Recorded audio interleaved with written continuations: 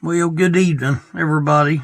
I had made a mistake in the last video, and I had to start over again.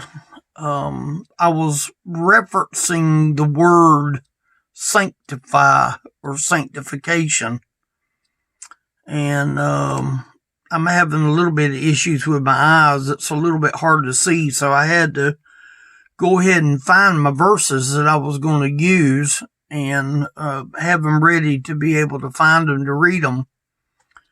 That word sanctify means to be set apart. Set apart for a special need, a special effect.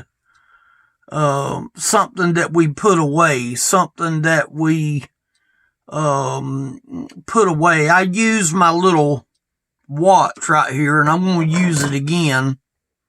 I have a little Timex wristwatch that I keep in here, and it basically hangs on a screw. And I have it that way so that when I take it off, I have to take it off a certain way to make it come off of the wood. And I've got a screw there in the wood that holds this up. As long as this wristwatch is hanging on that screw, that watch is always in a safe place, and it's set apart for a particular duty for me to be able to see how long a message is. I also have the counter that is up here in my phone that actually shows me how much time that I'm using in making a video. But as long as this watch hangs on that screw, then this watch will always be in a place of where it is set apart to do that one job. It will stay safe. It will not get broken. It will not get hurt. Does that mean that it will keep wonderful time for the rest of its life? Probably not. It's probably not a very expensive watch, but it's a watch that means a lot to me. And this word that we're going to look at tonight is the word sanctified. Now, a lot of people will use that word sanctified because they think that if they can say that they're sanctified, that means that their flesh, they're bragging on their flesh, that their flesh is sanctified. Well, the sanctification that God is talking about is a little bit of a more different sanctification than what man tends to call to be sanctified. In the book of Genesis chapter 2, in verse 3, it says this, "And God blessed the seventh day and sanctified it, because that in it he had rested from all his work, which God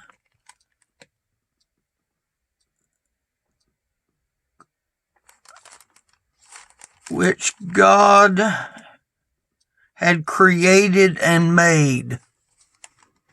So see, he set aside the seventh day. Only God could set aside something, because it would have to be an entity that would be able to set it aside before it was. So God has to be the one to set aside the entity of the seventh day, because he rested on the seventh day. So it was a lot like he took the 7 days and set it aside and sanctified it for that day of rest. And that's what it said in this verse. Now, if I was to go over here in the book of Exodus, it's not going to say in the book of Exodus that God did the sanctifying.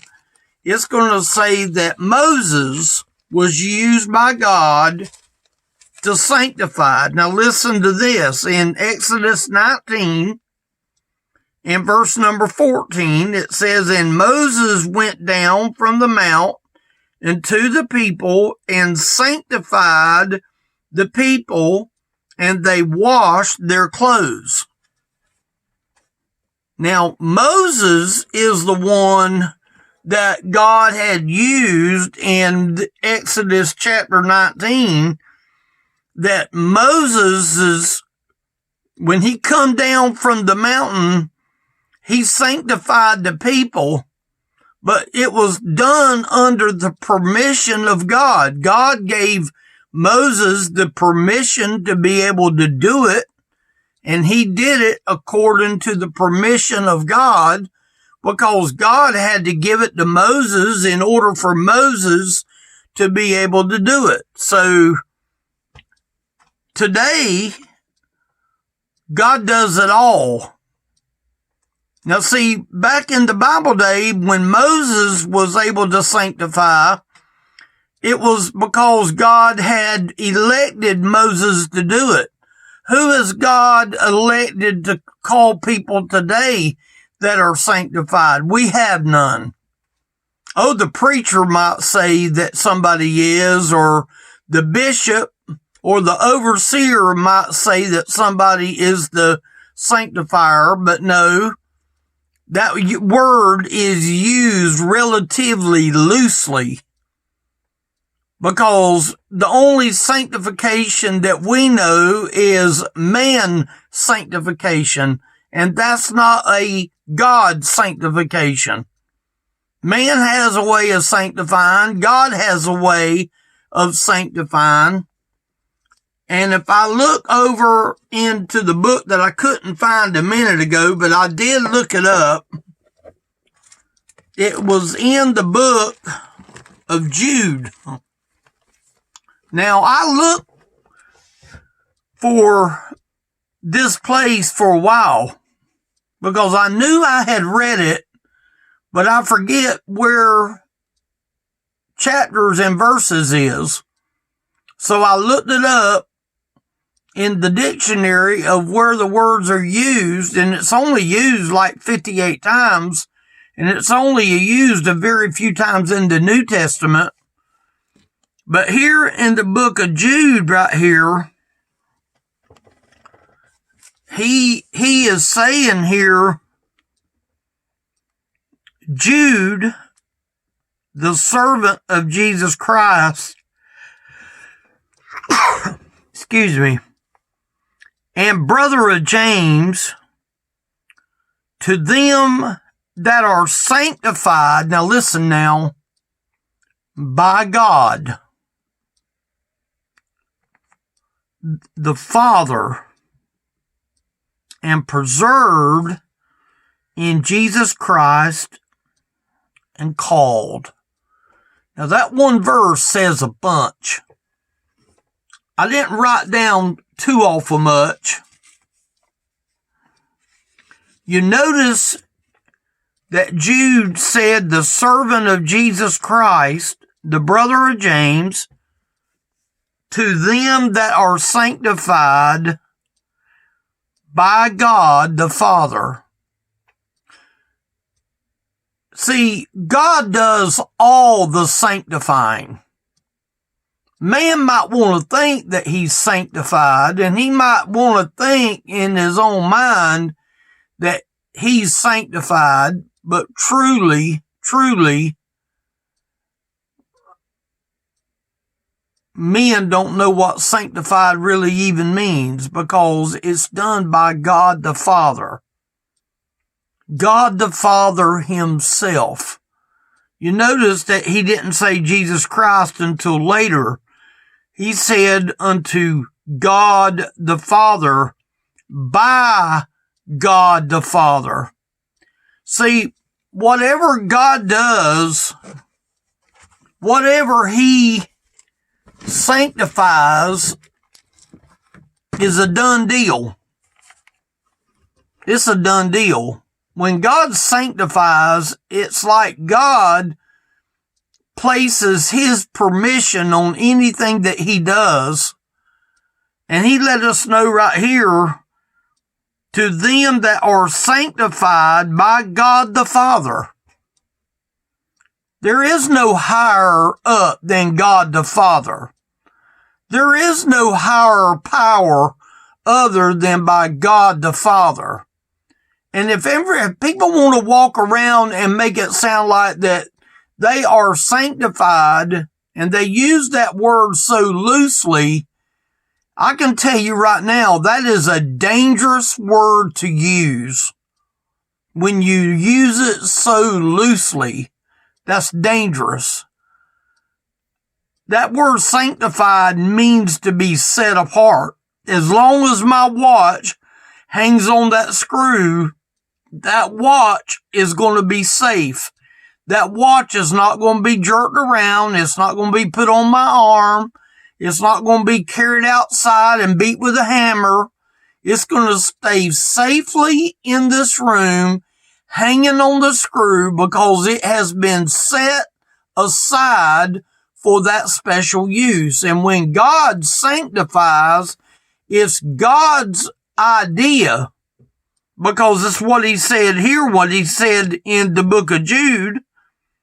The servant of Jesus Christ. See, he talks out that he's a servant of Jesus Christ. Well, that makes him a follower of Jesus Christ. If he's a servant of Jesus Christ, that's what it talks about right here. The brother of James. So he's adding a little bit of family history into this, that there was a brother named James here. To them that are sanctified by God the Father. And you notice the word preserved. See, this watch of mine is preserved as long as I leave it in this room.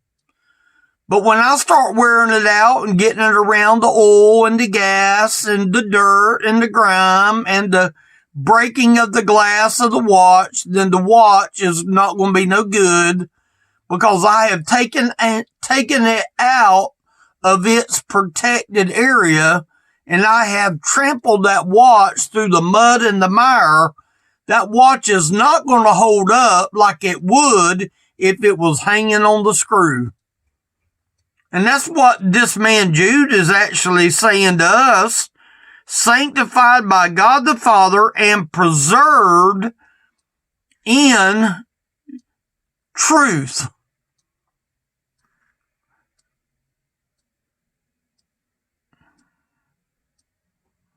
Through Jesus. In Jesus and through Jesus. Preserved in Jesus Christ. And called. See, a person that is sanctified generally has a calling. A lot of people want to brag about their calling because they want to let you know that I am sanctified. A lot of people will use that when they say, I speak in tongues. Well, let me say this, and I'm not discounting anyone and what they think or what they believe. I speak in tongues. I just happen to speak in a new tongue. I'm glad that the Lord changed my language system to be able to speak in a tongue that can be easily understood. I'm not in here tonight using a bunch of gobbledygook to try to impress you to think that I am some sanctified special individual. No, I'm just like what he's saying right here. The servant of Jesus Christ, the brother of James, to them that are sanctified by God the Father and preserved in Jesus Christ and called. I feel like I've been preserved. Does that mean that I'm special? No more than anybody else. See, you got to remember, it talks about who is sanctified by God the Father. Man has his sanctification. God has his sanctification. Our man-made sanctification doesn't measure up to God's sanctification. It just don't work. It ain't going to work. The truth of the matter is, that anybody that is sanctified has to be sanctified by God the Father through Jesus Christ, because it says, Jude, the servant of Jesus Christ. He had to be a servant. He had to be sanctified by God the Father and preserved in Jesus Christ and called. I have a calling. Sometimes I wonder if I'm doing any good on my calling. I wanted to come out and read this verse to you to let you understand that it's not your sanctification. It's God's sanctification in you. It's what God does in you. He put it in Moses when he came down off the hill, and he sanctified the people. God was the one that sanctified the seventh day, because he created the 6 days and he rested on the seventh day. And it was done by God himself. So anytime that we use the word sanctify, we need to be very, very careful that we know and we understand that that word sanctify actually means to be set apart in the ability of God the Father and Jesus Christ the Son.